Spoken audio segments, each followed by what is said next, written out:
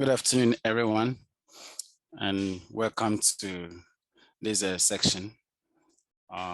It's a privilege and then an opportunity to be a lead or a trainer on this section.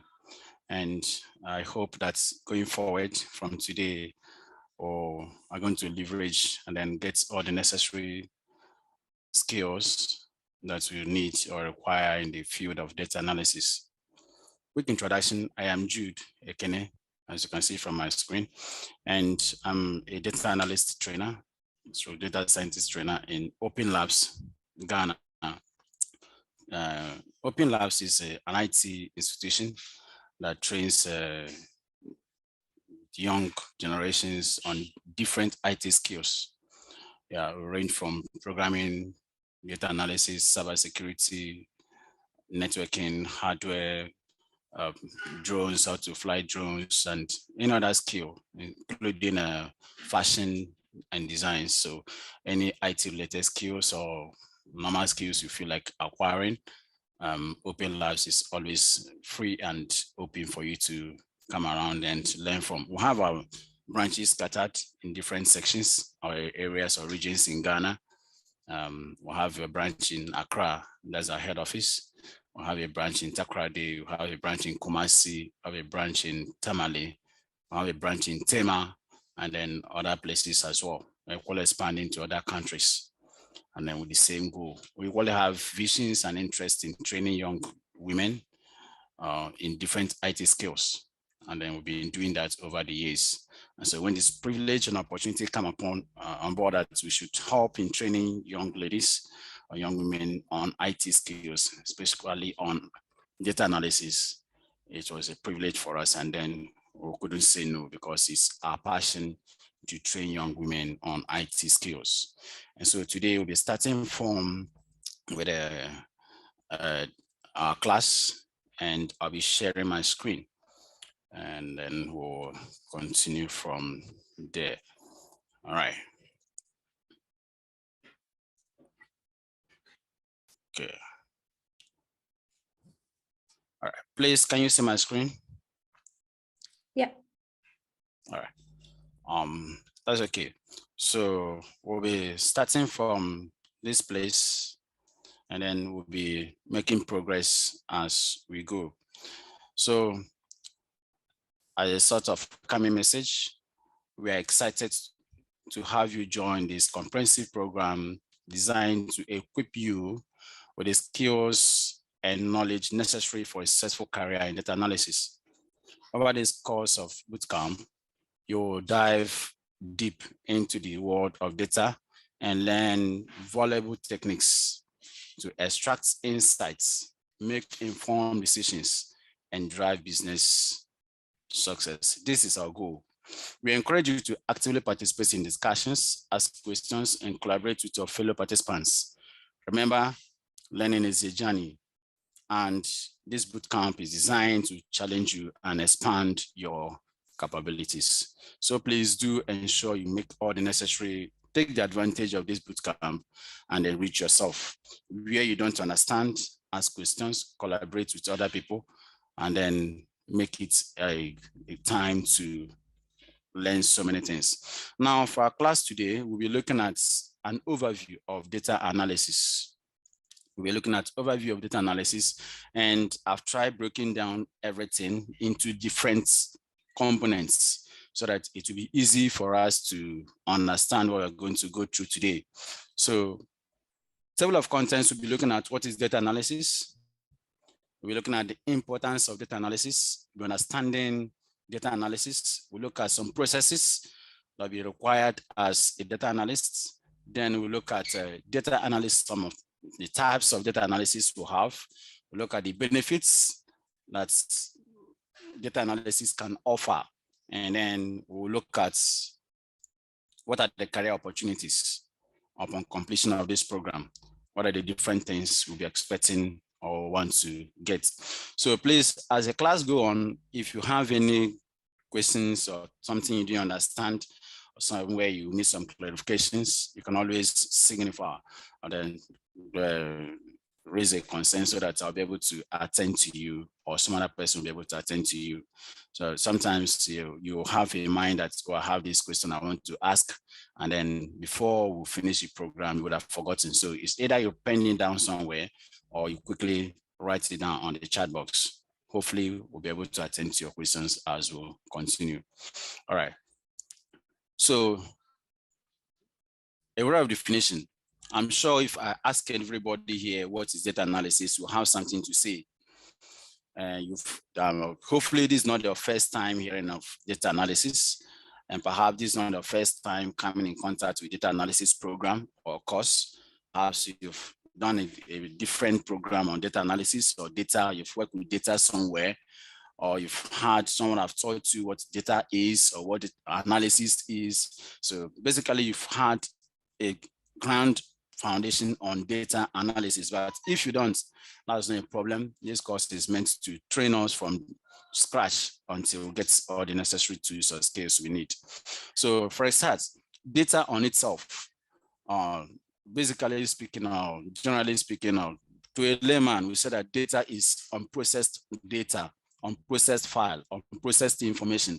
Anything that has not been processed is a data. Example, your name, Jude, is a data. Number 20, 15, 30 is a data.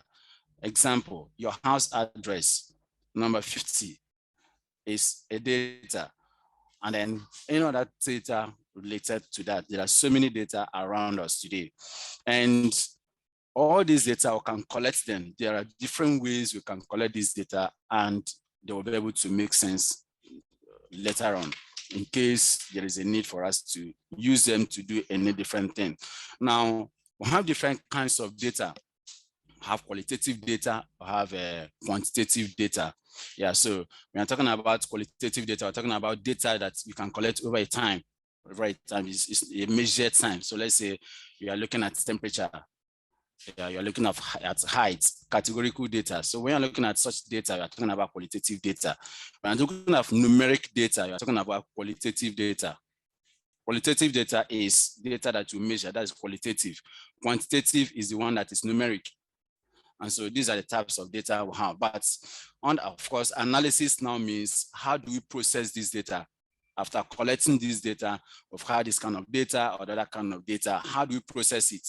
How do we make meaning out of it? What should we do so that this data we've collected, we'll be able to use it to make informed decision? So that is where analysis comes into play. So we have data, and then this data we have collected a lot of data. There's nothing, it doesn't make any sense, doesn't make any meaning. We can't use it to bring out any informed decision.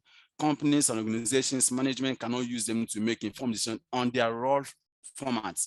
So it is important to process this data and present it to management in such a format that it will be used for decision making, of course, informed and accurate decision making. So when we come to that aspect, we're now looking at the analysis of this data.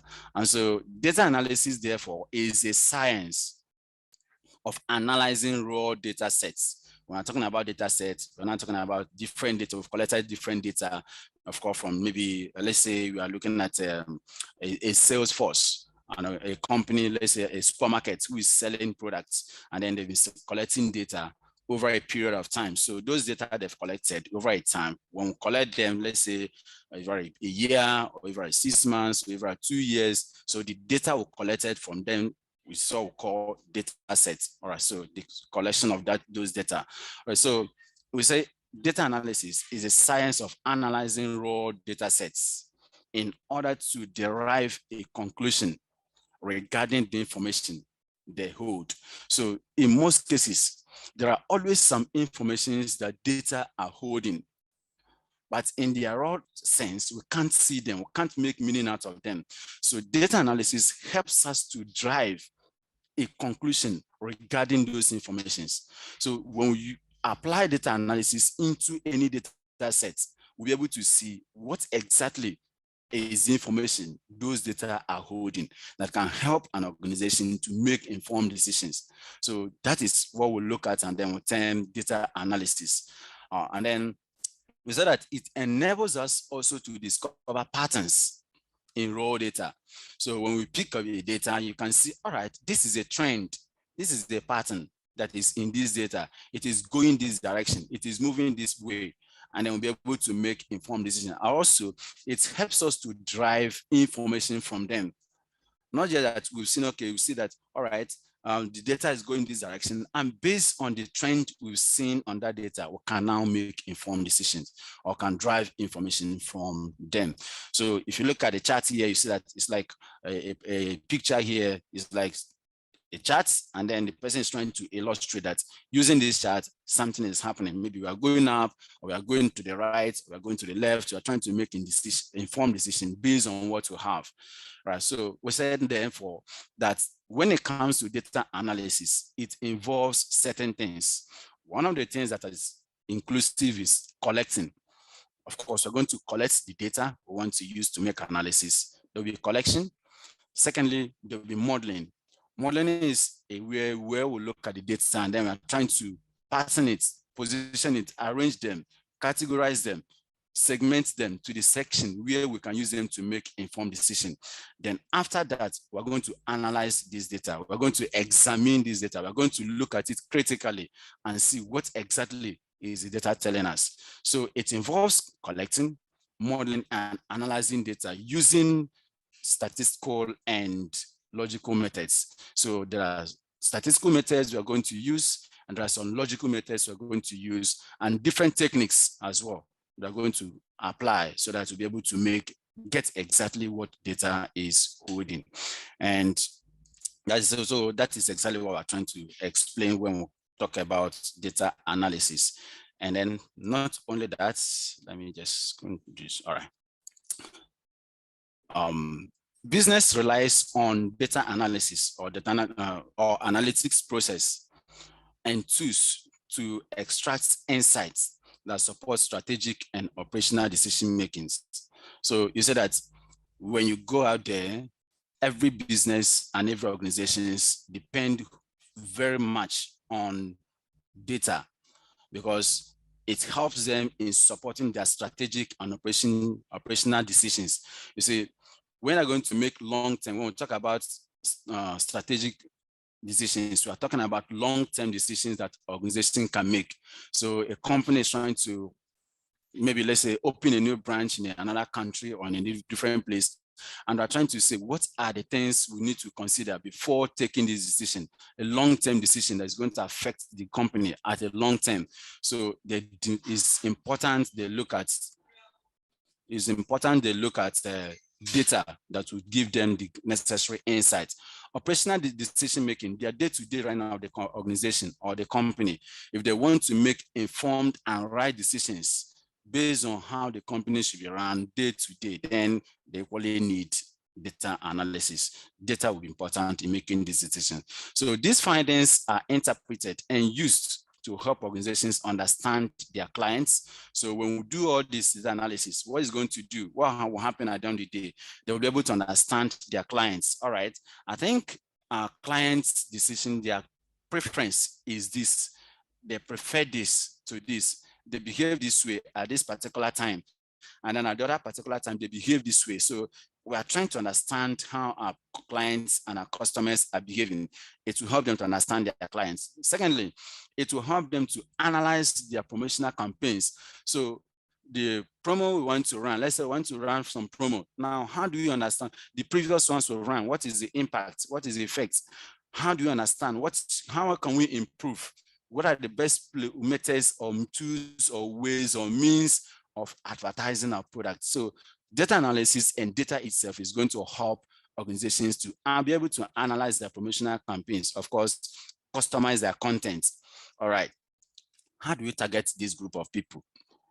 This group of people, this group of people, this section, this area, this geography, this continent, this country, how will we be able to target them and get exactly what, give them exactly what they need?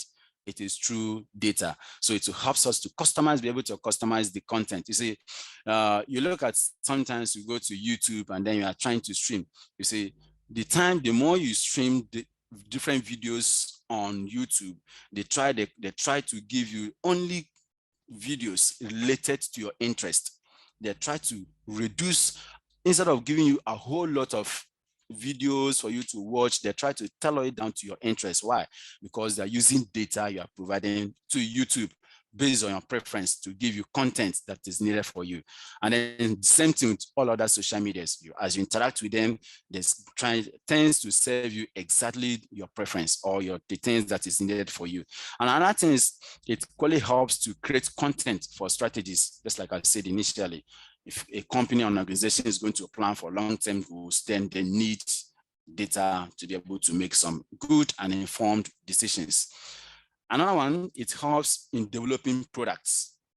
Yes, or want to create, maybe bring in a new product into the business or into the market, or we have interest going into the market. I think it will be very nice and important we analyze already existing products and the customers' behaviors towards these products. That will give us an informed decision as to what exactly we should introduce to the market, so that we don't just introduce something to the market that will not sell or that will maybe lead us to losses. So if we use data and analyze these things, you're also going to see that we're going to be able to enter the markets and we're going to make progress or success. So all these things are some of the things that data and data analysis are going to help an organization to be able to achieve. So data analysis helps organization to maximize market efficiency. Of course, the bottom line of all this is return on investment. If the return on investment is not increased, then it means the whole thing is not going to be effective. But with data, return on investment is always guaranteed. There's always high increase, high performance. There's always efficiency in most of the things we're going to do. Each time we use data or we look into data before making informed decisions, there's always increase in return on investment. And of course, it always improves their earning. The organizational return or income is always increased. All right, so this is a brief explanation of what data analysis is. And then the next thing we're going to look at is, what is the importance of data analysis? Why are we going to study, or why should we be interested in data analysis? Number one is to make informed decisions. Yes, from management perspective, you can benefit from analyzing your data, as it helps you to make decisions based on facts and not simply intuition. You see, when you have data and you're working with data, you throw away I assumed or I thought, I suppose. Those words are thrown away because now you are making your decision based on what you know. The data is telling you what you should do and what you should know. So those intuitions, simple intuitions, are no longer being brought into play when we are going to make when management are going to make decisions. And that is why a data analyst is needed for in any organization, because he's the one who is going to look into the data the organization have and bring out those valuable points that will help the organization to make decisions. So, and then for instance, you can understand where to invest your capital. Of course, when you have your data, you will understand, all right, looking at our performance over the years, or looking at our performance over the last 6 months, or looking at our performance over the last 3 months, or looking at our performance over the last 7 days, I think we can make investments on this particular section, on this particular product, on this particular business, or on this particular sector.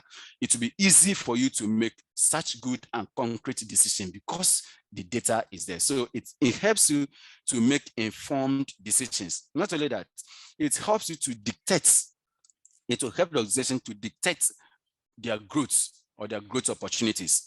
All right, so looking at the trend, the business opportunities and the market and everything we've done so far, are we growing? Is there an increase? Are we stagnant? Or we're retardating? We are going down.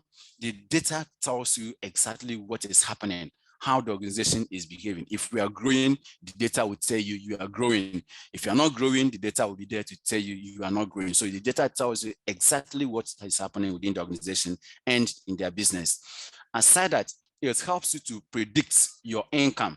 All right, today, based on the things we've done, A, B, C, D, we've made $200,000. All right, that means if we go do A, B, C, D again, perhaps we're going to make the same amount of money. If we repeat the same thing, we get the same value again. But if we change, if we increase our inputs, if we increase some of the things we've done, then it means we are going to increase our income. So it helps an organization to predict what their income could be or will be. And of course, similarly, you predict what you know that this is what I want to make, then you have already known the inputs, the things you need to increase or work on in order to get to be able to predict their income. And then it equally helps them to track uncommon situations within the organization. You see, sometimes some certain things are happening in an organization and they're not able to track what exactly is going on. Who is responsible for what? What is the reason for what is happening? But with data analysis, it's easy for you to track exactly what is happening in every situation. And even before a problem will occur, you'll be able to know that if we do this and do that, this is what is going to be the outcome. So you can track exactly what the problem could be even before the problem will arise. So through this, you can extract relevant insights from all areas in your organizations. And with the help of a dashboard software, present the data in a professional and interactive way to different stakeholders, of course. So as a data analyst, when you've been able to look into the data and you've been able to generate a lot of insights, those things you feel the organization needs in order to make informed decisions, then you will need a particular software or a particular platform that will go and help you to present all these valid informations or data you have for organization or management to be able to look into and then be able to interact with. And that is what we call dashboard. So a dashboard is a platform or an area or a section or a place that will allow you to be able to bring all these different points you'll be able to gather from your data for management to be able to look into and then be able to make informed decisions. So that is why one of the reasons or the importance of data analysis. The second thing is reduction in costs, or what we call reduced costs. So another great benefit is to reduce costs. With the help of advanced technologies such as predictive analysis, businesses can spot improvement opportunities, trends, patterns in their data and plan their strategic accordingly. In time, this will help you save money and resources on implementing wrong decisions or strategies. And not just that, by predicting different scenarios such as sales and demand, you can also anticipate production and supply. You see, with your data analysis, with your data that you have in your hand, it is easy for you to be able to reduce costs, because the era or the period of doing the wrong thing because you are not informed with the data would be over. You won't be basing your argument or your analysis of whatever and based on assumption. Now, the data is there for you to look into and then be able to make your informed decision. So with that, you realize that it is easier, it is very better and perfect for you to be able to reduce the cost. Because say you have invested $10,000 or euros in a particular section, and then at the end of the day, you only realize that it was a wrong decision you made. You've lost that money. And then the resources and time and energy and every other thing that's gone into their production will be lost. Same thing, you want to go into a product, maybe you produce a product or introduce a product into the market. If you don't have good data analysts who uses the data and every other thing available to be able to give a recommendable advice to the management, and then they just based on their feelings and assumptions and what they think is necessary, and then get a product into the market, you see that at the end of the day, such products might not be able to sell. That's why today you see that there are a lot of products that are being introduced into the market, but very few of them will succeed. It's not that the product itself is not good. Maybe the product may be very nice, very efficient, but because the normal analysis because the normal things were not done, the proper things, the necessary things were not done, the normal information, the timing was not appropriately gotten, and then the data or the product was introduced into the market, in most cases, they end up being phased out. They will always die out of the market. But each of the product, most products that go through data analysis comes out from as a result of data analyst, under data analyst work of work, always in most cases tends to succeed, because you don't just bring in a product into the market. You look at so many things, you consider a lot of things, you do a lot of analysis, and before you even start recommending of a product to be introduced into the market. So it reduces a lot of costs. And then not only reducing a lot of costs, but it equally helps even the management in increasing their sales. And then they're knowing exactly what should be their supply and their sales and supply chain. So when does the market demands, we supply more? When does the market demands, we reduce our supply? You see, data is going to actually help you. Not just just you depending on, okay, is the season, maybe this is December season, we know the sales will be high. Not necessarily that. There are some products that are equally being needed at a particular instance or period in time. So, but when you look at your data, the data will actually tell you that even though we're saying that this product sells more in December, it actually sells more in July. Your data can tell you that. Your data can tell you that this particular, looking at the analysis and the customers' behaviors, the kind of products we should be producing more in December should be products ABC and not products EDF. It will be able to tell you exactly the kind of products to produce for a specific time. That's exactly what it's going to do. Of course, all this is going to help in reducing costs. Another thing is going to help you in targeting to target your customer better.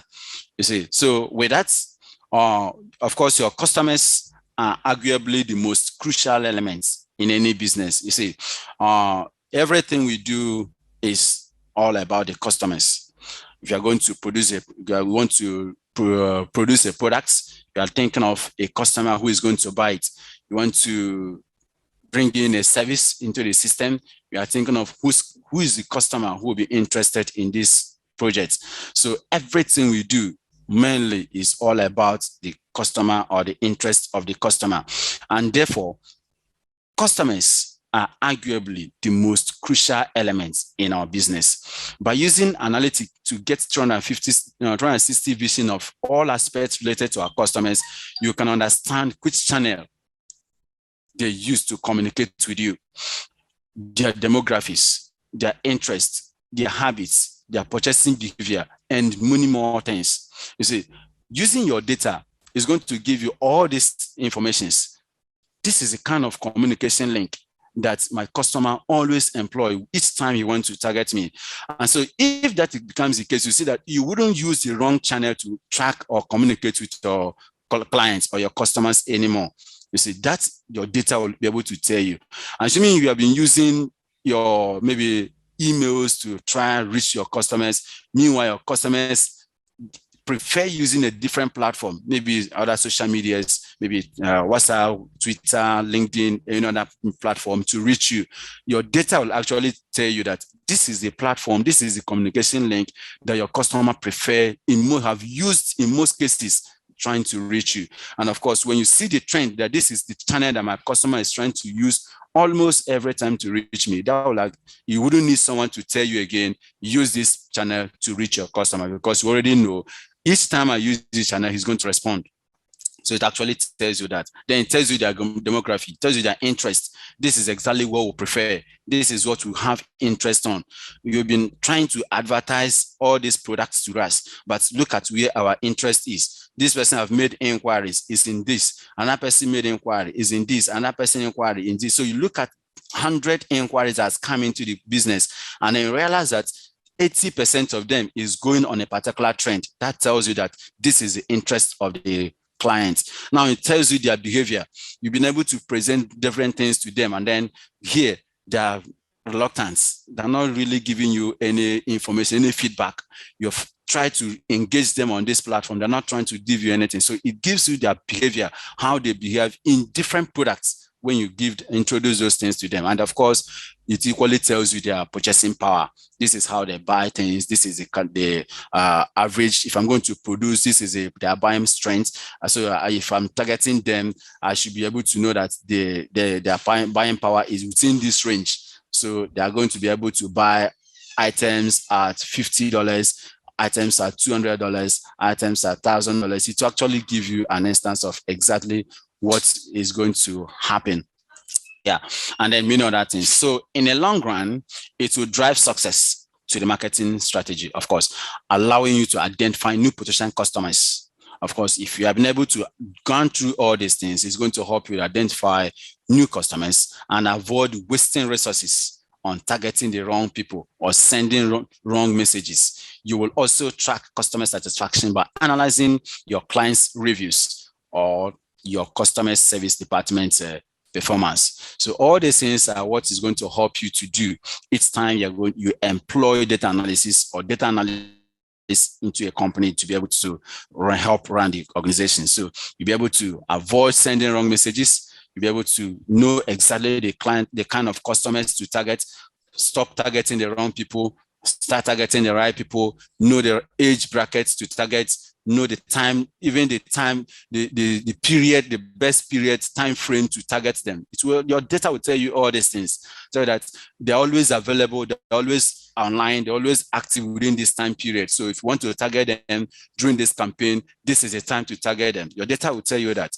Your data will tell you that if you target them at this particular time, they will not be there for you to get or engage with. So your data will tell you all these things. And then, of course, it's going to help you, tell you that this section of people, this group of people, each time you target them, this is their review, this is their outcome, and this is how you can improve or you'll be able to get them engaged better. So these are the things that your data analysis, that's the importance. These are some of the importance of data analysis. And after that, the next thing we want to look at is how do we understand data? So let's look at data, understanding data analytics.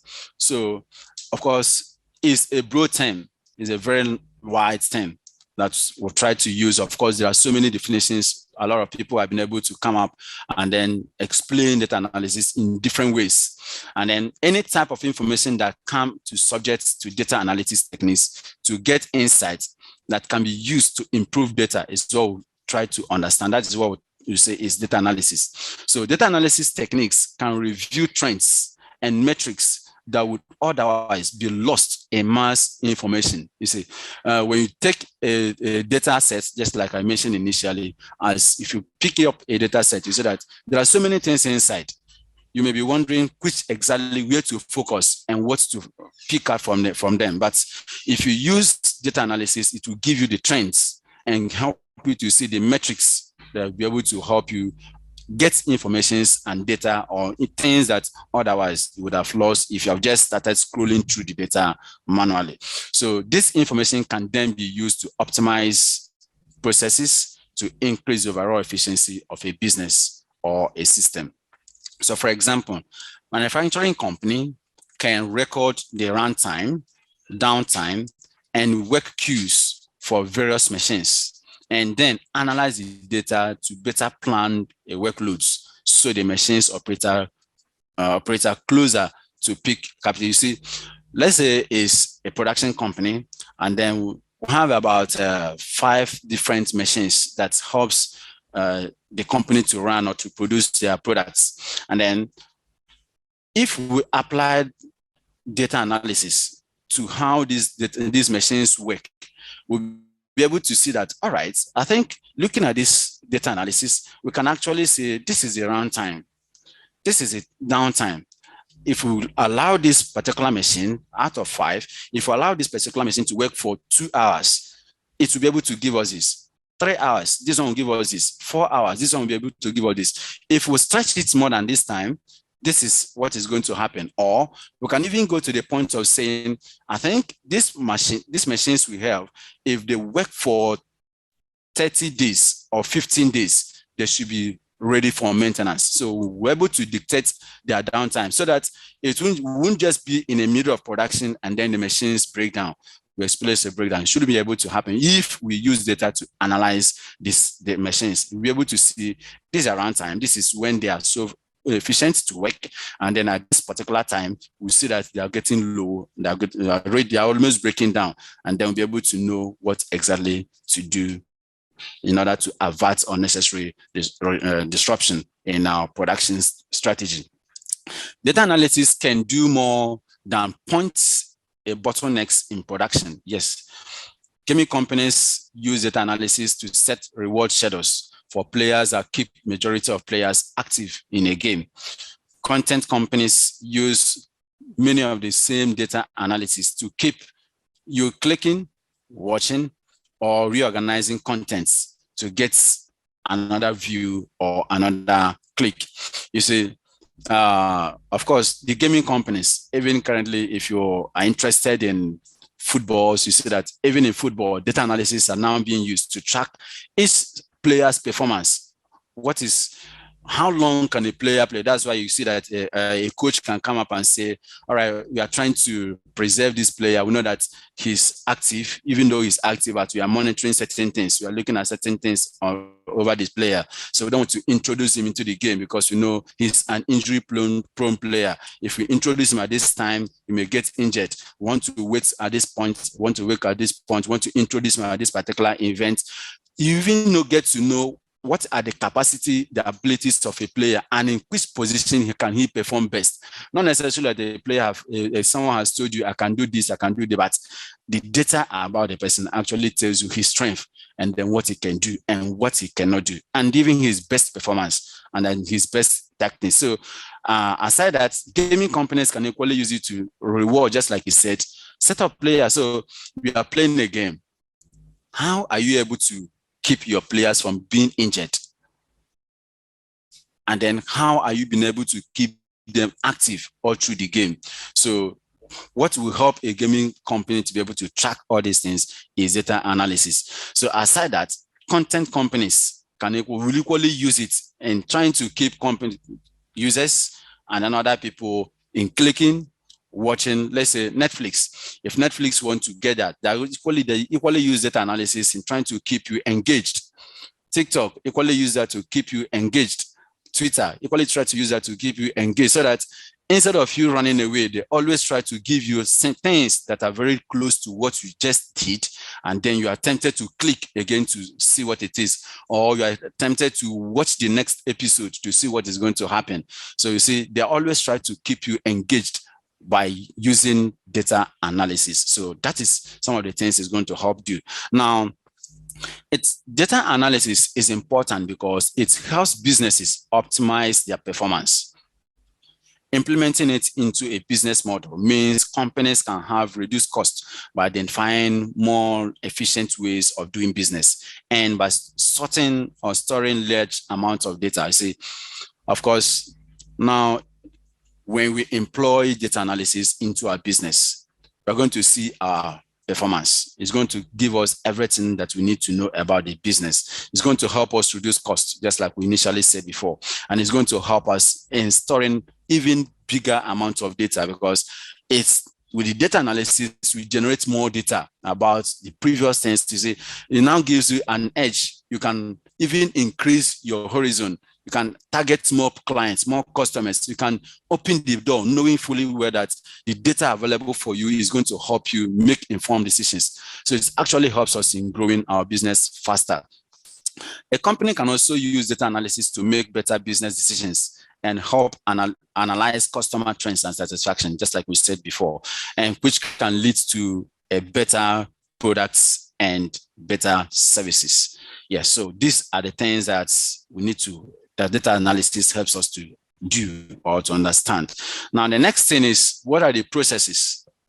The processes we need to engage in data analysis. So the process of data analysis are what we're going to look at. So we have basically 5 steps or 5 processes that normally every data analysis steps will go through, and then we'll be looking at them. You will make a better decision for your business because data that you have been collected, because because data that has been well collected and analyzed to support your choices, of course, if you have that. And then these are the steps that we need to take for us to be able to make informed decisions. So these are the steps. Step number one is we define our questions carefully.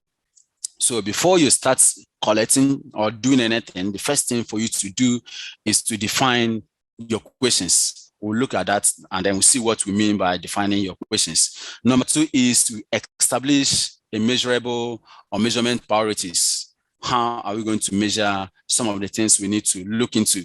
Number three is we collect all the relevant data. Then after we've collected all the relevant data, the next thing is we analyze this data we've gathered. And then the fifth one is we review and interpret this in form of results. So the first one is where we define our questions. So you start by selecting the right questions. Questions should be measurable. It should be clear. It should be concise. Design your questions to qualify or quantify possible solutions for a specific problem. So before you start anything you want to do, you should be able to look at what exactly are the problem you are trying to solve. You define what the problem is.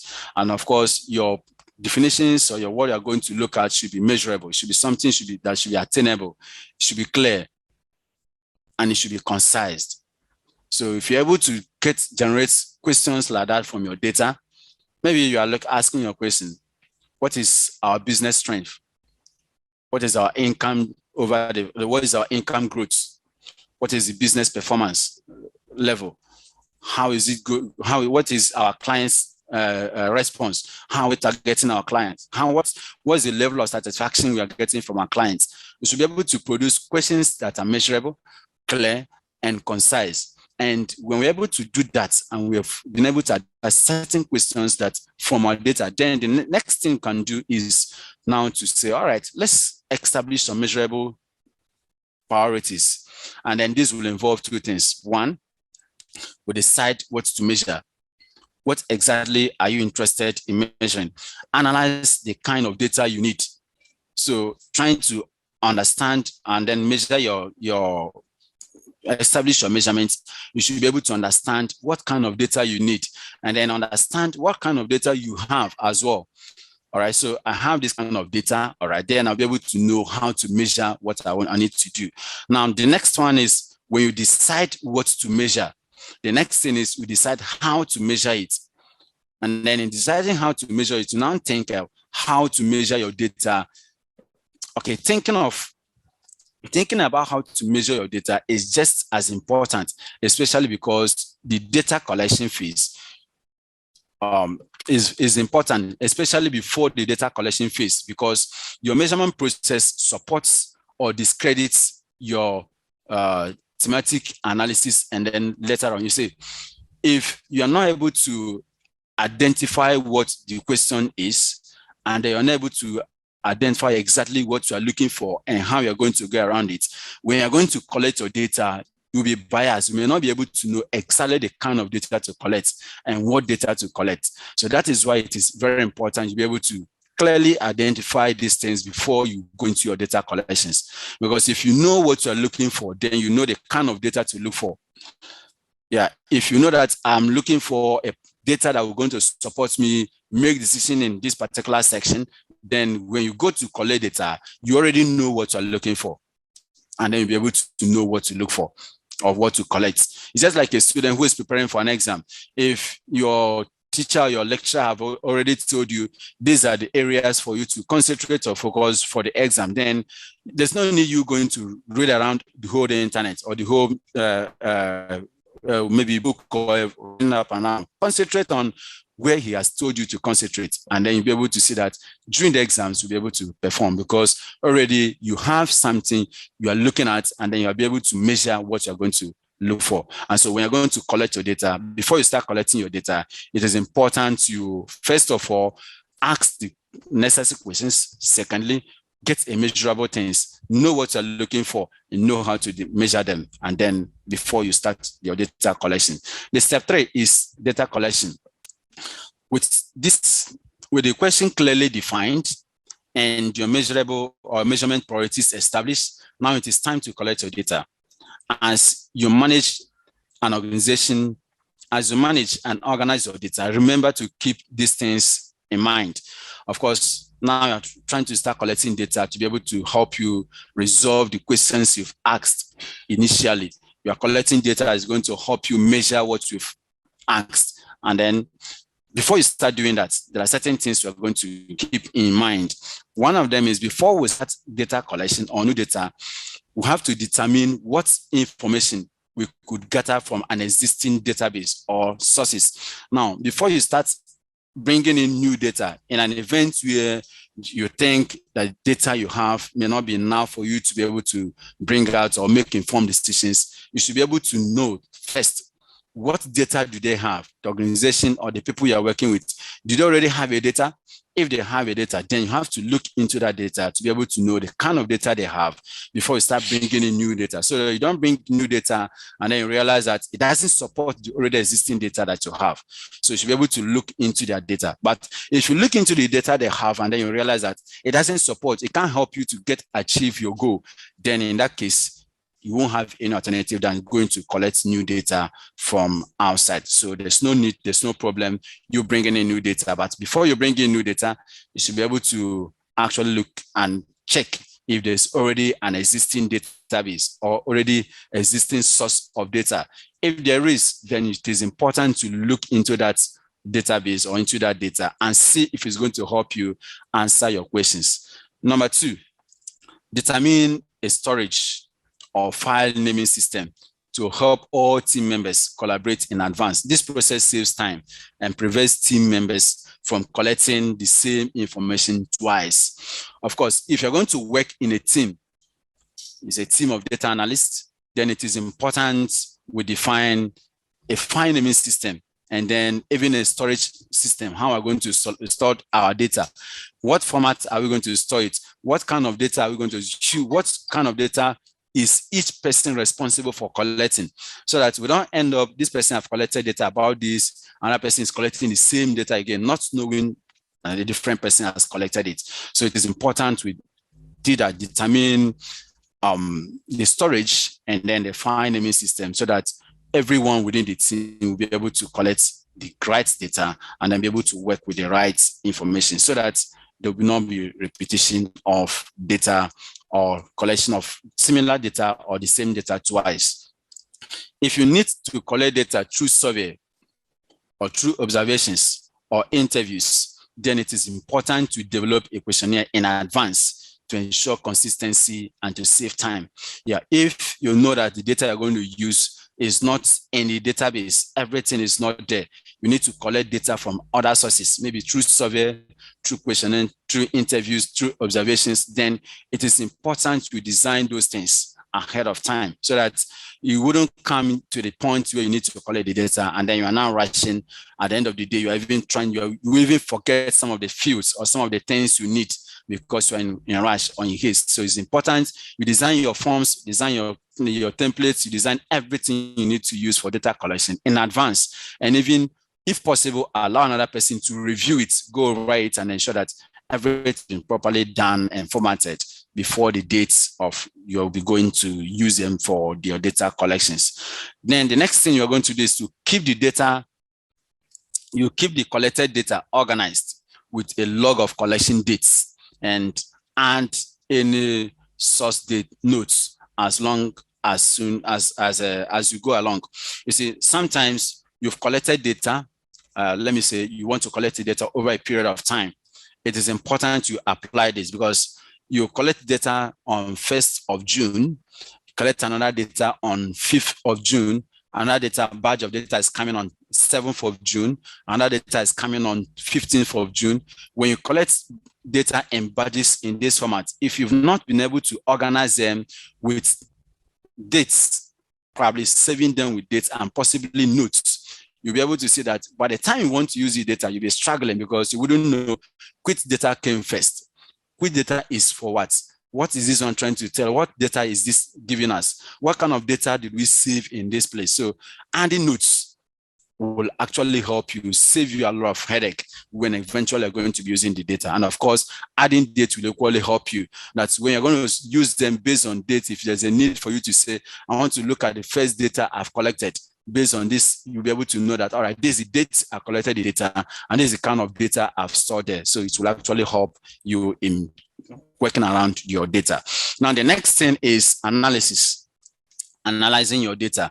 Once you've collected the data, or once you've collected the correct data to answer your questions, which you stated in question 1, it is time to conduct a deeper statistical analysis, find relationships, identify trends, sort and filter your data according to variables. As you analyze the data, you'll find extra data you need. Yeah, so you see, after you've collected the data, the next thing for us to do is where we now start to say, all right, we need to work into this data. We need to find some relationships that exist within the data, between data A and data B, between these different fields. What are the relationships that exist among them? We need to find trends that exist in our data. We need to sort the data. We need to arrange them according to maybe regions, according to countries, according to sections, according to groups, according to different things. So we need to arrange them, maybe sort them, or we need to filter them. We need to sieve some data. We need to select some data. We need to pick out some data from, select some set data from the whole data. Maybe probably we don't need everything. So this section is where you do all those things. You try to look at the data and then finding relationships or finding trends or sorting the data or trying to filter the data according to different variables that you need. And of course, when you do that, in the process of doing those things, you're going to realize that you'll be getting new data. Yeah, you'll be getting new data, because when the time you find a relationship between data A and data B, actually you have another data. By the time you find trends that exist among among your data, you are going to get a new trends. As soon as you start sorting and filtering, you are going to start generating another set of data again. So actually, that's why we said that when you actually start doing data analysis, it actually opens up more data for you to be able to use to make your analysis. And in fact, for you as a data analyst, when you start examining your data, analyzing your data, it actually opens your eyes, opens your mind, and a lot of things will start popping up. Solutions, things. Look at this. We'll look at this, we examine this, we look at this, we understand this. Okay, this is exactly what is happening here. All right, this is exactly why this happened. You start to give you insight. You start to generate a lot of insight from the data. So it's actually good when you, after collecting the right data, analyzing it is going to help you. But remember, you must have to collect the right data. If you fail to collect the right data, it's going to stress you when you're going to enter into the section of analyzing the data. All right, the next is where you interpret your results. Of course, after you've been able to collect your data, you've analyzed your data, you should be able to interpret it, because on the section of analysis, the data is only making sense to you, the analyzer, the data analyst. You are the one who is appreciating what the data is saying. And then you are the one saying, okay, this is true. Okay, this is the truth about this. Okay, this is the reality. Okay, this is the trend. Okay, this is the relationship. Okay, this is this. Okay, this is this. The data is actually speaking to you. You are communicating with the data and you're understanding all the data is saying. But the rest of the team, the rest of management may not be there for data to talk to them. So for us to be able to communicate with the management, it's important to interpret the results for them to be able to appreciate what we've done. So after analyzing the data and possibly conducting further research, it is finally time to interpret the results. Ask yourself these key questions.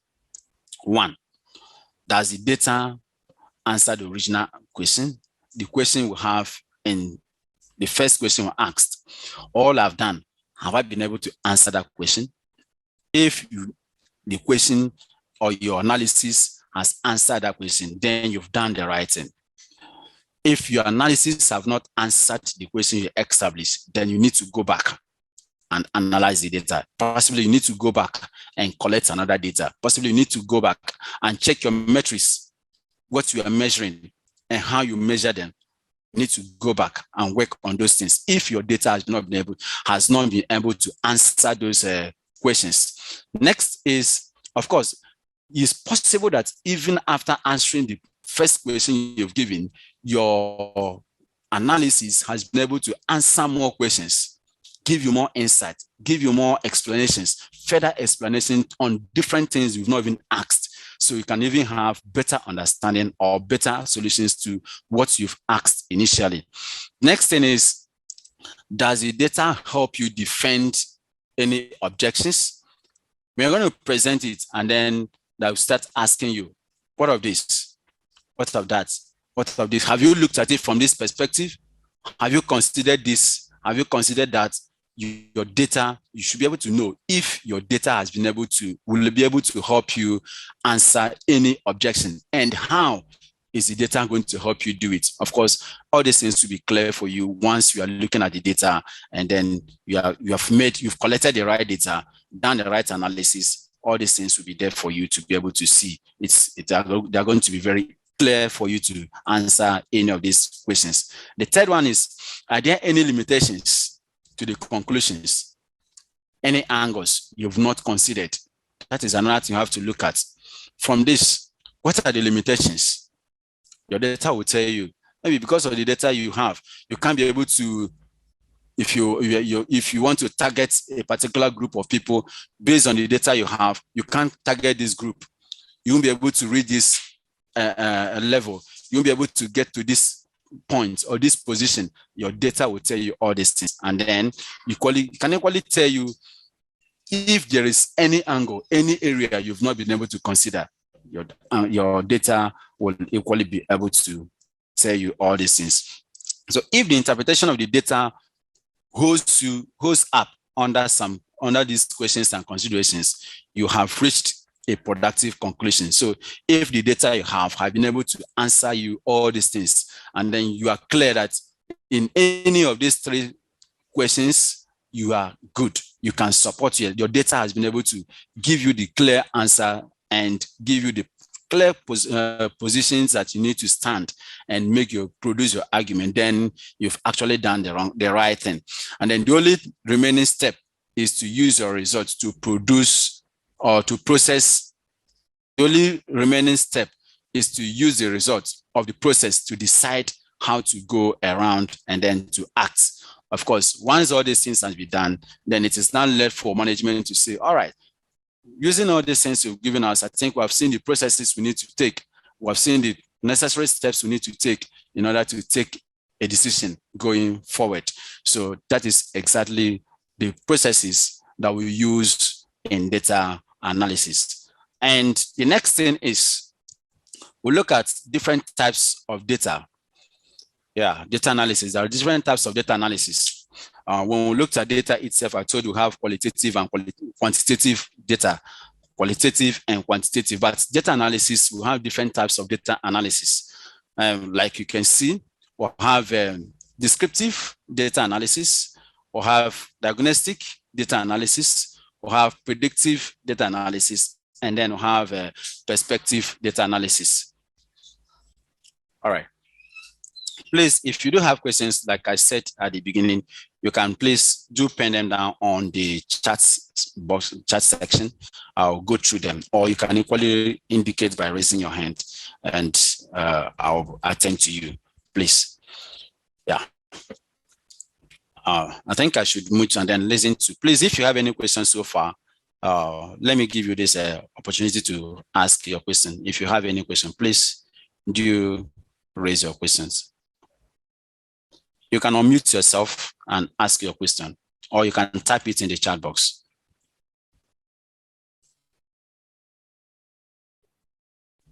Thank you, Jude. We'll just give everybody a few minutes to do that.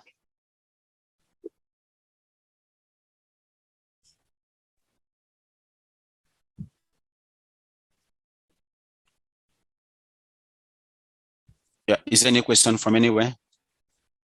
Or should continue?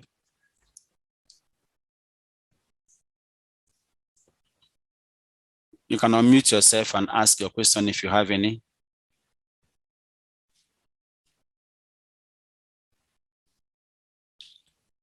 All right.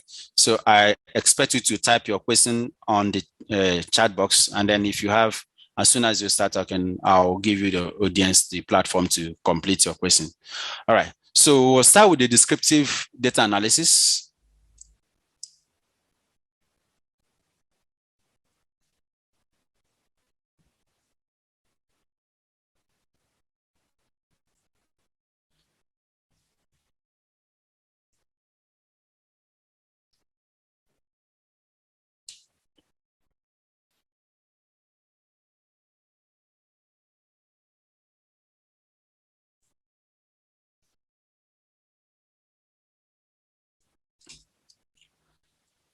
All right, descriptive data analysis.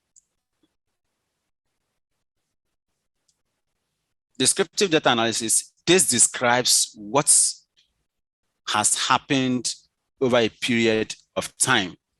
So when we are looking at data analysis and then want to employ descriptive data analysis in our analysis, then we are looking at what has happened over a period of time. Let's say for the last 10 years, what has happened? For the last 5 years, what's happened?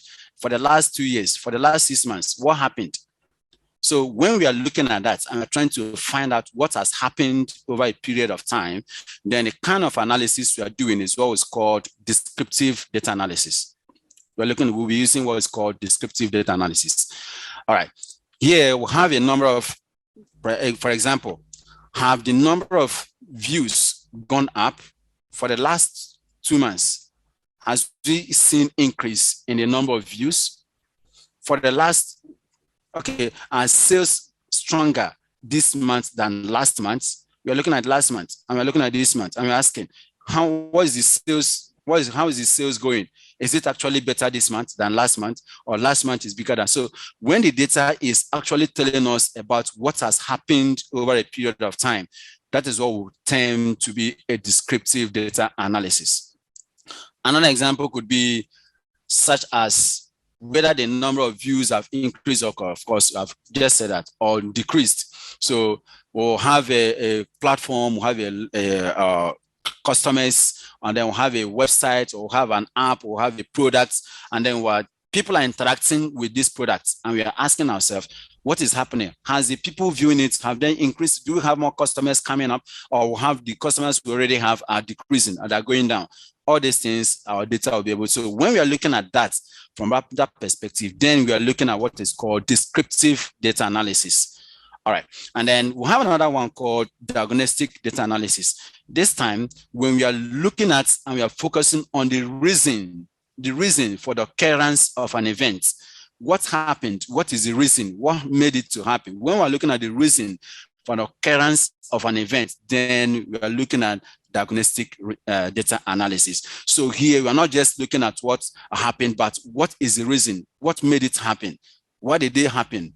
When we are interested in that kind of analysis, we say at that point, we are looking at what is called diagnostic data analysis. This focuses more on why something happened. Why something happened. It involves more diverse data sets and a bit of hypothesis. Of course, we look at, all right, this is this. Mr. A is going to, we say, students okay, let's say students for pass mark is 50. And then maybe we are trying to say that all students pass at 50, at grade 50. And then we are now asking ourselves, why? What exactly is the reason? What happened? Is that exactly the truth? When we're looking at the occurrence, the reason for the occurrence, the reason why something happened, if that is our interest, then we're looking at diagnostic analysis. And then it examines the data to answer a question such as, did the weather impact the sales? So we have, let's say this is a beer selling customer. He sells beers or sells fruits or sells products. And we are now asking the weather, does the weather influence? Does it impact our sales? If it does impact our sales, how does it impact it? That could be what we are looking at. And so if it impacts, another thing could be, did the new ad strategy affect sales? Now, You see, all these places we are looking at reasons. Did the new ad, the strategy we used, did it affect our sales? That is all. That's the reason we are looking at it. The weather, did the weather affect the sales? Did it impact? Did it have effect? What is the effect it has? So if we are interested in such kind of analysis, then we should be thinking of using what is called diagnostic analysis. And then if what we are interested on is predicting what is called, if we're interested in focusing on events that are expected to occur in an immediate future, then we're interested in what is called predictive analysis. So predictive analysis focuses on events that are expected to happen either in the future or in the near future. So if you want to be able to tell that looking at the trend of things, we'll be able to get here. Looking at trend of this will happen. This will happen. You want to tell what will happen in the future, then you should be looking at considering what is called predictive analysis. And of course, predictive analysis tries to find answers to questions like what happened to the sales in the last month, hot summer, and then looking at what happened, we are now be telling the people that in the next summer, this is how the sale is going to be. So in the next winter, this is what the sale is going to be. In the Xmas season, this is what the sale is going to be like. We try to predict what is going to happen in the future. If we're interested in such kind of analysis, then we'll be looking at what is called predictive analysis. So predictive analysis tells what will happen in the future. Diagnostic analysis tells you what the reason behind what happened. And then the descriptive analysis tells you what's happened over a period of time. And then the last one there is what we call prescriptive analysis. And another prescriptive analysis, it tries to indicate the plan of action. What plan of action are we going to use in order to achieve a goal? If the chance of hot summer calculated as an average of the 5 weather models is about 58%, an event of shifting can be added to the brewery. So we can say, all right, let's do some analysis and say, okay, if things goes this way, we are sure this is going to happen. If we have this kind of thing, then this is going to happen. So we'll have plan, it indicates plan of action for us to take. Looking at this is what we should do. Looking at this is what we should avoid. This is a trend. This is what we need to do. This is what we need to avoid. So when our data, we're interested in getting an action plan for anything, for our activities, for the business, for the organization, then we should be looking at considering prescriptive data analysis. All right, so that is for prescriptive data analysis. So these are different types of data analysis we can employ depending on what we have in mind. Anything of course, you should be able to, that's what we say, remember the first thing, you have to establish the equation. Ask yourself exactly what exactly are we interested on. If you're able to understand what you're interested on, then you can now start thinking of other things. What kind of analysis are we interested on? What would be the best way of going around it? And once we identify that, then you are good to go. Now, the next thing is we've been able to identify the kind of data analysis we would do. The next one is the tools. What kind of tools do we use in data analysis? We look at some tools, and then we'll be able to know the tools that are available for us. Because when we know the tools are available for us, then we'll be able to know exactly how to go around them. And then we'll be able to see how best we can go around them. Now, the first tool we'll be looking at is Microsoft Excel. Of course, Microsoft Excel, most of us are already used to know Microsoft Excel, or in short form called Excel. Most people we call it Excel. Excel is the world's most known spreadsheet software. Of course, it's one of the world's most known spreadsheet software, almost in every country. Yes, please. There's a question on the chat. All right.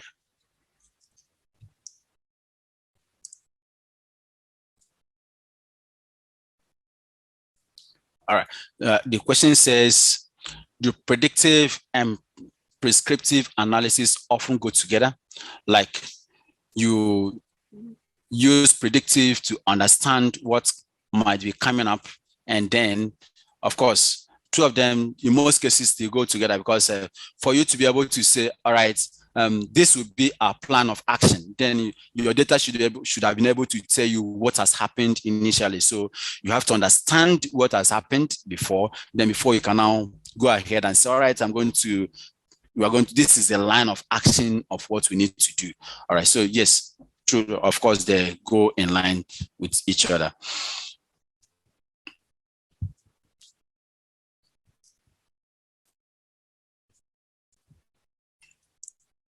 You're welcome. All right, so Excel as one of the tools. The world best known spreadsheet software is Excel. What's more, its features in calculation and graphing functions that are ideal for data analysis. Of course, it has a lot of features. It has a lot of models, a lot of things that helps us in performing data analysis. Whenever you're specifying, and no matter what software you might need, Excel is a staple in the field. Of course, it has come to stay, it has been there for a long time, and then it has a lot of features as well that can help you do a lot of things when it comes to data analysis. Its invaluable built-in features includes pivot tables for sorting or torturing data and forms creation tools. It also has a variety of other functions that streamline data or streamline data manipulation. For example, you have concatenating functions that allow you to combine text, numbers, dates into a single cell. You equally have what we call splits that equally help you to equally be able to split data or what you have in a cell into other different cells. Probably you've collected a whole lot of things into one place and then you want to split them into different cells or different places. SL2 can equally help you in trying to disintegrate your data into different sections or areas. Yeah, we call it what we call sum if, which lets you or helps you to create total values or totals based on variable criteria. The Excel search function makes it easy for you to isolate specific data. So there are so many things that Excel has brought into the scene. A lot of things, a lot of functions, a lot of features that Excel is going to help you, that has been built into Excel as a feature that will help you as a data analyst to be able to run through your data without much stress. And in fact, one of the benefits that Excel tends to give you is that in most of those things, you only call a function. You are really writing something, and then you see the background work has already been done. And then you just see few things you're going to write. You see a lot of features, a lot of insights being created just by the basic few things you do. Example like what we have here, we have sum if, you have average if. Sum is going to help you get the total sum of everything you have based on a criteria. Let's say I have a data and I'm trying to say I want to sum all the numbers or all the age or maybe let's say I have a sales team, and then I have the people who sells products for me, and I'm trying to say, and then I equally have months. So let's say I have 3 categories. I have the category for months. I have the category for product sold. I have the category for the number of people or the names of people who are selling my items for me. And then I'm using Excel. I want to see each item, each person, what are the total sales he has made. Excel is going to help me do that. Pay each person that sells something for me, I'll be able to get the total amount of products he has sold using sum if. The same thing, if I want to do average of everything they have sold, I can equally use the same thing, the same function to be able to generate it. So Excel has a lot of features, a lot of functions that's going to help us as data analysts. But then it doesn't stop there. It equally has limitations. Yeah, it has limitations because when we load a very big data set into Excel, then it becomes very slow. Yeah, so it runs very slow when we load a lot of data set into it. And of course, it equally has some limitation of what kind of data size it can accommodate. Nevertheless, it is important and powerful tool for data analysis. And then with many plugin available, you can easily bypass Excel shortcomings and get Excel to be able to perform or do all the things you want it to do as a data analyst. So Excel is a very good tool in data analysis. So, and then of course we'll be using Excel for our program this time. Then the next one, or the next two that we can equally use in data analysis, is what's called Python. Python is a programming language with wide range of uses. Python has become a known programming language for every department as we speak. There's no section on IT that is exempted from using Python, even though it's a programming language. You go to cybersecurity, they're into Python, they're there with Python. You go to programming software developers, Python. You go to data analysts like we're discussing now, Python. You go to even network administrators, Python. So Python has become a programming language that has various of uses and can be applied irrespective of the field you are in. And then it's easy. Now, one thing with Python is that it's open source programming language. So let's go down and say Python is a must-have for a data analyst. So if you have interest and you want to pursue as a data analyst, one of the things you are going to do is have interest also in Python, because it's a programming language that you are expected to know as a data analyst. Unlike more complex languages, it focuses on readability. It is generally popularity in tech field, means many programmers are already familiar with it. Python is also extremely versatile. It has a huge range of resources or resource libraries suited for a variety of different data analytic tracks. For example, NumPy, Pandas libraries are great for streamlining highly computational tasks, as well as supporting general data manipulation. So yeah, so most of the things we do and we're going to be doing in Excel are equally available in Python. Yeah, so, and then in Python, you have different libraries, you have different ways of interacting with different libraries as well. Like what they gave here, example, NumPy. NumPy is a library that is built for analyzing performing any statistical analysis. And then Pandas is another one. We use Pandas again as one of the libraries again in Python for manipulating data sets. So when you want to bring a data set, or data, you have a data and then you want to bring it into Python to be able to analyze and then work with it, you need Pandas. And then you need NumPy as well to be able to work with them. So Python is a very good programming language, and then it has a lot of benefits.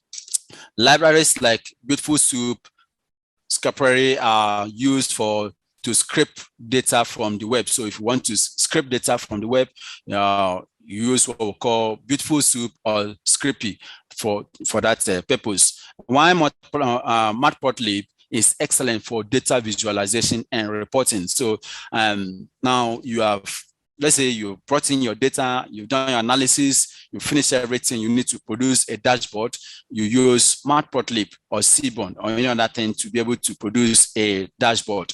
So we use it for producing data visualization and for reporting. Of course, that is what it does. So Python main drawback is its speed. Of course, one of the challenges it has is speed.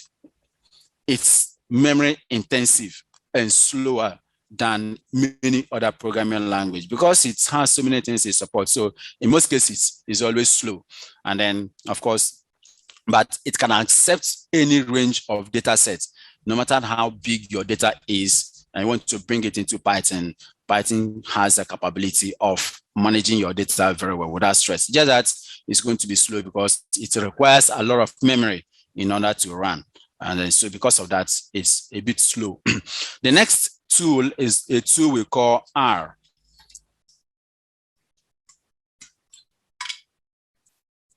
We have another tool called R. R, like Python, is a popular open source programming language. Python is equally popular, is an open source programming language, and it is free. What I mean by open source language and free means is not for sale. The developers have developed it and then they have given it freely for everyone to be able to use.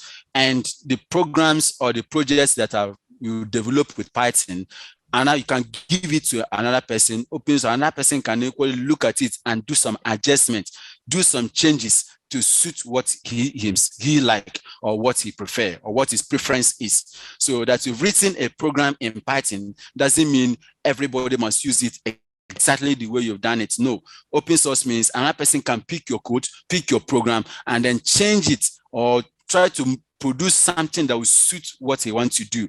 So you can customize a program that's already been developed in Python. That is what we mean by open source. And then free means you can actually download Python itself free of charge. Nothing is being charged for that purpose. And then another programming language too is what we call R.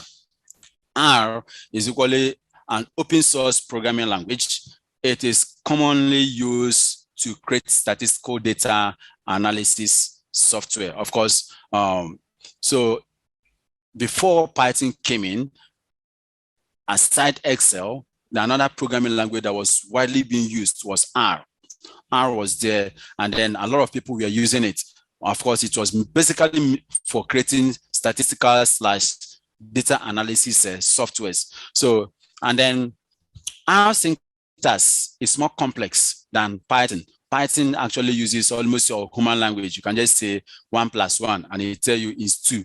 You say 5 + 2, it will tell you it is 7. So just you can say my name is, and it will print it for you the way you have stated it. So Python tends to use almost human related language in programming, but R is a bit complex than Python. And then of course it demands you doing a little bit of study and then stepping down a bit to learn some of the syntax that is being used in R. However, it was built specifically to deal with heavy statistical computing tasks and is very popular for data visualization.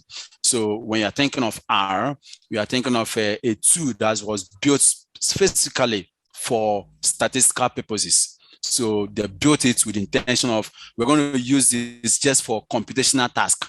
That is what it was meant for. And then it is meant for data visualization. So that's what R was built for. And then a bit like Python, R also has a network of free available codes, of course, called CRAN. So the Comprehensive R Architect Network. Of course, from there, you can get a lot of packages that you can use to run or produce whatever program or projects you have in mind. So it integrates well with other languages and systems, including big data.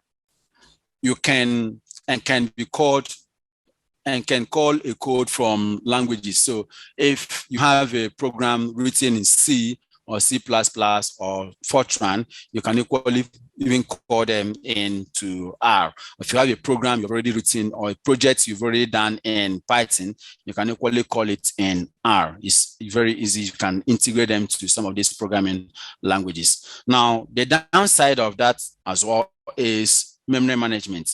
And while there is a good community of users to call for help, R has no dedicated support team. So they don't have a support team that you can run to them and say, and this section of R is not actually working very well. And then they respond to you. Unlike Python, Python has a support team. So, but there's an excellent R-specific integration development environment called R Studio, which always is a bonus. So if you want to use R for your analysis, then it is important you will have the R Development Studio installed in your system so that it helps you in working around other things. Now, another tool that is equally very efficient for data analysis is a tool called Jupyter Notebook. Jupyter Notebook is equally an open source web application tool that allows you to create interactive documents. These combine live codes, equations, visualizations, and narrative text. In fact, with Jupyter Notebook, you are not expected, it gives you the leverage of writing one code at a time. So you could be sure that the first line you've written is accurate, is correct. The second line is you are writing, that's where probably you'll be having some challenge. Unlike Python and then R, where you have to write everything before you run. Here in Jupyter Notebook, it gives you the opportunity of writing each code, running it before you write another one and run it and see at each stage, at every point where you have issues. So when you have an issue, you'll be able to identify at which spots or which points where you have a problem. So it helps you to be able to combine live codes, equations, visualizations, and any other thing you think you need to add as part of your documents. Yeah, Microsoft Word documents you can add only for more interactive and designed specifically for data analysis. So we say, imagine something a bit like Microsoft 2. Imagine something a bit like Microsoft Word documents, only for more interactive and designed specifically for data analysis. So it's trying to compare Microsoft Word to Jupyter Notebook. There's actually something similar, but Jupyter Notebook is designed specifically for data analysis and for data science. So as a data analytic tool, it is great for showcasing work. Jupyter Notebook runs in a browser and supports over 40 languages, including Python, R. It also integrates with big data analysis tools such as Apache Spark, and it offers various outputs from HTML to images to videos and many more things. So Jupyter Notebook is equally one of the tools that is very important for data analysis. So all these tools we are looking at are tools we can consider as data analysis that we can venture into and learn. We'll have Apache Spark. Apache Spark is equally, there is a framework that allows data analysts and data scientists to quickly process vast data. So we want to quickly process vast data very fast. Then Apache Spark is a tool. And it was developed first in 2012 before being donated to a nonprofit Apache Software Foundation. Yeah, designed to analyze unstructured big data.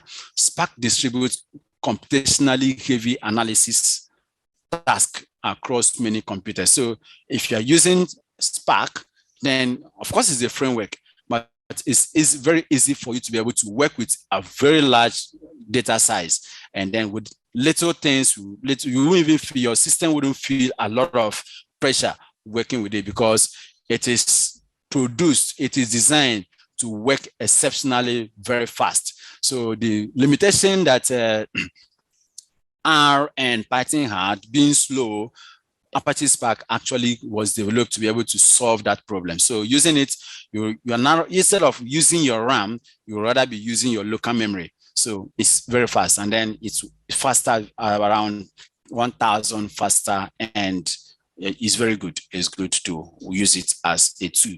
Another tool is what the tool we call Microsoft Power BI. Yeah, at less than a decade ago, Power BI is a relatively newcomer to the market of data analytics tool. It's began life as an Excel plugin, but was developed in the early 2010s, and as a standalone suite of business analytics tool. So Power BI is another tool coming from Excel. So if you already know how to use Excel, then using Power BI is not going to be a very big task for you, because most of the things, Power BI is actually built on Excel. It's built from Excel. And then just like he said, it started like a plugin. So I need to add some small functionality or small features to my Excel work. And then I need something different, something that can do something that is not existing in Excel. Then you use Power BI, you activate Power BI. That was how it started. But then after a while, they decided that we have to develop it as a standalone software or program that can be used solely for data analysis. And today, Power BI allows users to create interactive visual reports and dashboards. So if you want to create dashboards, visual reports of any kind, of any type, Power BI is always there with minimal learning curve. Of course, because you already have some knowledge on Excel, most of the things you're going to be doing or you are requested or required to do in Power BI are not going to be something too difficult for you to do because of your foundation from Excel. Its main selling point is great data connectivity. Now, with Power BI, you have the ability to connect to different data sources. You can bring in different types of data, and then work with them without any stress. Data can come from text files, can come from SQL servers, can come from cloud, can come from Facebook, can come from any source, can come from JavaScript source. You can bring any different kinds of data into Power BI, and then it will quickly take it in, help you resolve things how they should be, present them by a few clicks and few application of few different things. You'll be able to get exactly what you need, a good report and an exciting dashboard from your data. So with Power BI, you can actually make a lot of save a lot of time trying to work through around your data. So it's also offers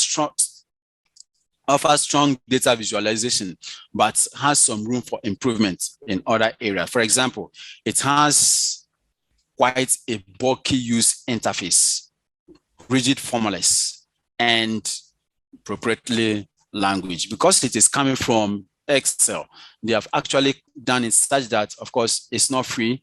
Even though we have the free version, the desktop version that is free, but the premium version is not free. So if you're going to use it, you have to pay for the license, and then before you can be able to use it, especially when you need to finish your work and then publish it for other team or other management team to be able to view it over their maybe devices or out from where you are. Then there's a need for you to buy the premium version where you'll be able to share your data. And then aside that too, it has some rigid formulas. When it comes to Power BI, there are some certain times where what we call DAX. So you need to write some DAX formulas, and then DAX, of course, stands for data analysis visual expression. So you need to write some formulas, and then writing those formulas, actually some of them are rigid, and they have to learn how to write them. But in all, it is a very good tool for you to use. It's very friendly. It's very friendly when you are good with Excel. And then one of the limitations too from Excel of Power BI is just like I said. First, it is not free. So even though we have a free version, but the whole package is not free, you can use the free version to learn how to work, develop dashboards, work with data, manipulate data, do everything, but it will not allow you to publish your data for other people to be able to view or see what you've done. So the main limitation of Power BI is inability to take more than 2 gig data. So if you have intention of working with more than 2 gig data size, then Power BI is going to limit you, because when you pick in data more than 2 gig, then it's going to be slow, and then it's not going to help you get that achieved. So that is the limitation we have working with Power BI. And then we have another tool called Tableau. Tableau is another tool. If you are looking at creating interactive visualization and dashboards without extensive coding expertise, Tableau is one of the best commercial data tools available. Of course, it's commercial. It's equally for sale. It's not free, but you don't need a lot of coding experts. You don't need to know how to do a lot of coding before you can use it. Yeah. So this suite handles large amounts of data, more than what Power BI can take. So Power BI stops at 2 gig data size, but with Tableau you can exceed that size. You can actually exceed that size, and then you can bring in more than that. It has a visual drag and drop interface.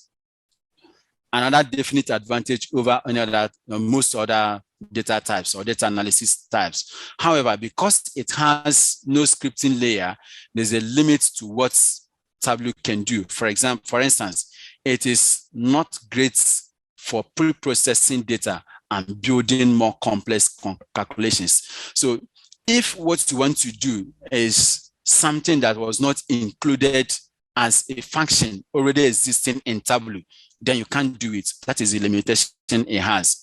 So you can't create your own formula in Tableau, but And Power BI, you can actually do that. You can look at a formula and say, what I'm trying to do, the functionalities available for me in Tableau or in Power BI, I cannot actually do it, but this is what I want to do. I know the formula I can use to get it done. You can do it in Power BI, but you can't do it in Tableau. So that is the difference, what's the limitation that Tableau brought in. So even though it is good, but it doesn't allow us to be able to bring in our own pre-processing data or build a more complex calculation method. While it does contain functions for manipulating data, these are great.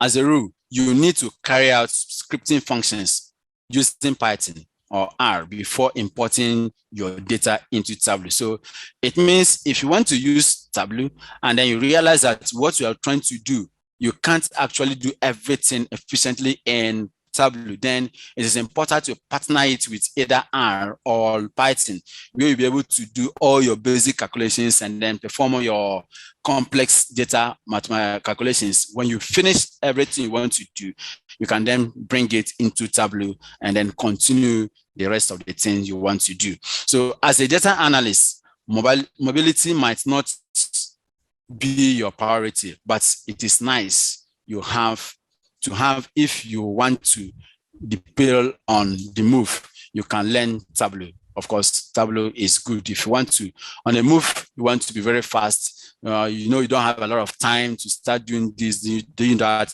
You don't have time to do complex things. Or then Tableau could be a tool for you to use. With few things, few clicks, you'll be fine, and you get along your data very quickly. Benefits. What are the benefits of data analysis? I think we've looked at that initially. One is it helps us in improving our decision makings. Of course, companies will be able to make a more informed decisions based on what the guide they have received from your analysis. Yeah, companies may use information they obtain from data analysis to guide their decisions, lead to improved results. Data analysis removes a lot of guesswork from preparing marketing plans, deciding what material to make, creating goods, and many more things. With advanced data analysis technologies, new data can be constantly gathered and analyzed to enhance your understanding of changing circumstances. In fact, at this point, it's actually possible that you can be viewing your data in real time. So while people are interacting with your products or with your services at the front line, you can have your dashboard where it gives you at every instance, probably every 30 minutes, every 5 minutes, every 20 minutes, every 1 hour, every 24 hours, it keeps changing, showing you the trend of what is happening in your data. So it actually helps in improving decision making. Now, the next thing is marketing becomes more effective. Of course, when you are sure of the data you have, then marketing is more effective. When business understands their customer better, they will be able to sell to them more efficiently. Data analytics gives businesses invaluable insight into how their market campaigns work so that they can fine-tune them for better results. Of course, if you know that your business is, your market, your product is behaving this way, and this is how your customers are reacting, it actually will help you in making informed decisions. Of course, the next thing is customer service improves. It can actually help you to improve whatever thing that your customer satisfaction, of course, because at the end of the day, everything we're trying to do is to be able to help our customers, serve them better. So it can equally be used as a means of improving our customers, our services to customers. The next is it can be equally an efficient way of operational increasing. So we have the way we do things, the way we do things in our day-to-day run of our organizations, our companies. With data analysis, we can actually be improved, and then we can actually save resources. We can actually reduce time waste. We can equally help in time management. We can equally help in so many things in trying to increase our daily operations as an organization. Yeah. So of course, we have the uses of data analysis. We have for marketing, of course, if if we have been able to get valuable data, it's going to help us in trying to know what our customers' behaviors is, and then to really help the customer or the company in reaching their targets or getting the products across to their target or their customers. And then, of course, if you know that our business is behaving this way, then it is easier for us trying to know how to identify or how to sell our products into our clients or to our customers. Next is human resource. Organizations can use data analysis to offer a greater experience to their employees and ensure an excellent work environment. Of course, with data, you'll be, as a human resource, you'll be able to know that, all right, this is how these people, are, my employees, are reacting.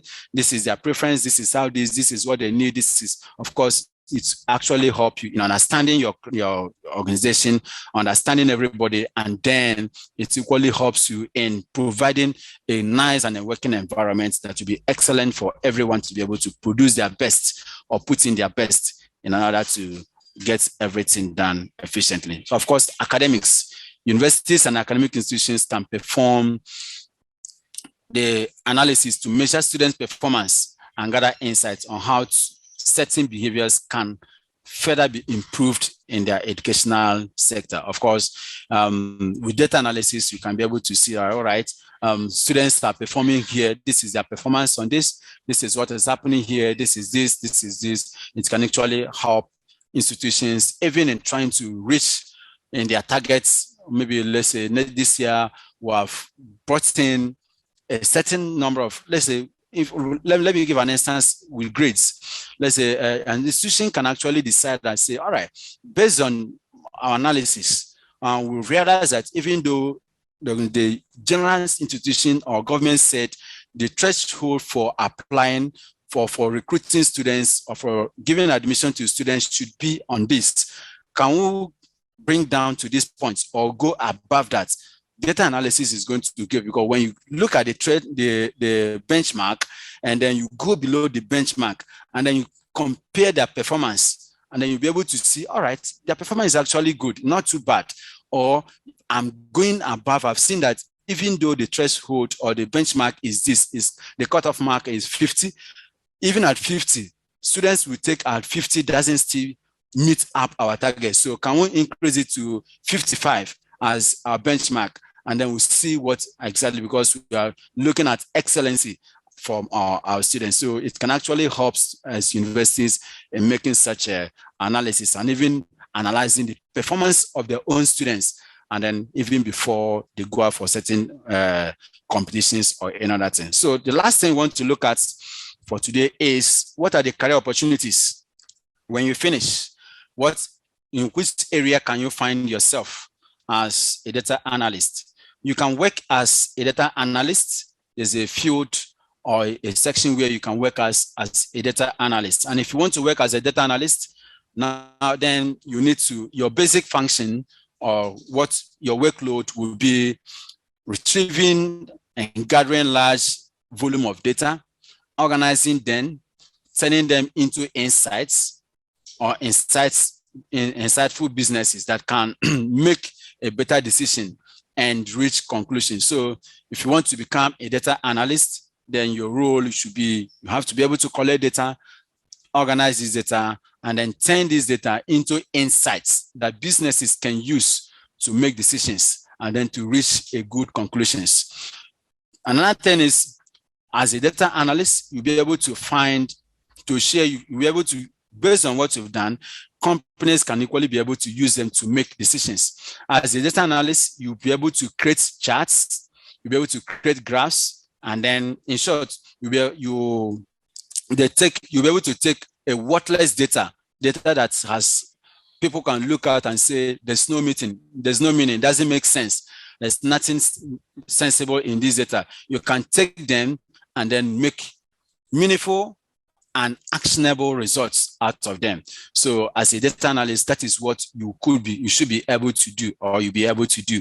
So your work will be get data, clean data, analyze data, produce results, present these results to management, and then encourage them, showing them with points, with data, with reasons why they should make some decisions, some valid decisions And then, of course, at the end of the day, that will be a great work from you. And then, of course, you can work almost in any company you find yourself. The next is business analyst.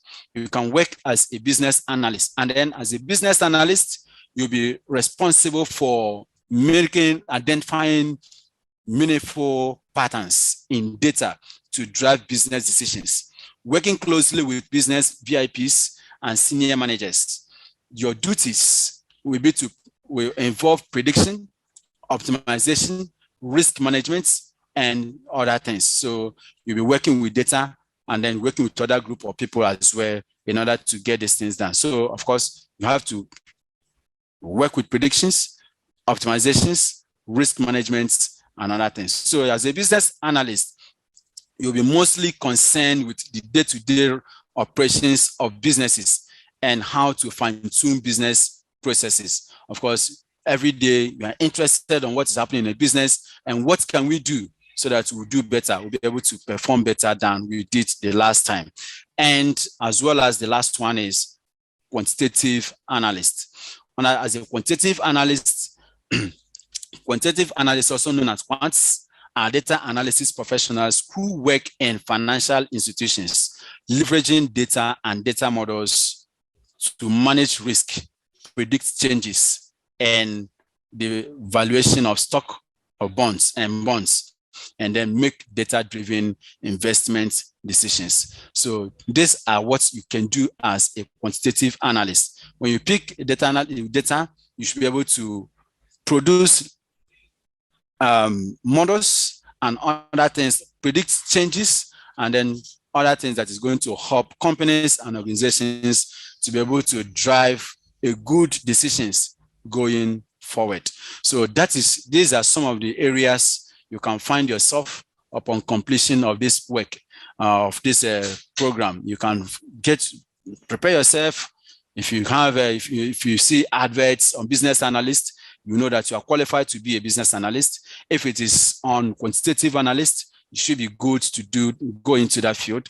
And if it is as a data analyst as well, you'll be equally good to venture into that. There's another one called product manager, and then other fields as well you can get yourself into as a data analyst. So these are some of the career opportunities that are available for you as you complete this program. So thank you so much. I'll be waiting for your questions. If you have a lot of questions, I'll be there waiting for your questions. You can unmute yourself now and then start asking your questions as I wait for that. Thank you so much, Jude. Thank you so much too. Thank you, Jude. I just have a practical question. Are there any programs or software that we should download in advance of the upcoming sessions? All right. Thank you so much. Yes, I will recommend for the coming sections, if you can download Excel. I would prefer getting Excel minimum of 2019 section. If you can get 2021, that would be perfect. But I wouldn't want you to download 2016 downwards because there are some functionalities that will not be available for us to use on 2016 and then downwards. So please try and install Excel, Microsoft Office Suite. So it's an Office Suite. Just install the Office Suite, but ensure you start from 2019 or 2021. That'll be fine for us. Thank you. Thanks for today. Hi, Jude. Thank you so much for this material, and that was very enriching. I'd like to ask if you can recommend a language to learn for a beginner level to jumpstart the data analyst journey. Which language do you recommend? All right. For this program, we'll be using Excel. And then if you want to learn a programming language, I would recommend you learning Python. The Python is, there are so many, you have Python in data analysis, you have Python in data science. When you're going to learn Python, let me please put this straight. When you want to learn Python, don't learn Python as a programming language. If you want to learn Python as a programming language, it's so vast. Learn as a data analyst. There's a Python as a data analyst or as a data scientist. So there's a section of Python that's been dedicated to data analyst or data science. So learn that section of the Python as on this journey. That would be good for you. Not learning Python as a whole team, because it's a very large language and then very broad as well. Yeah, thank you.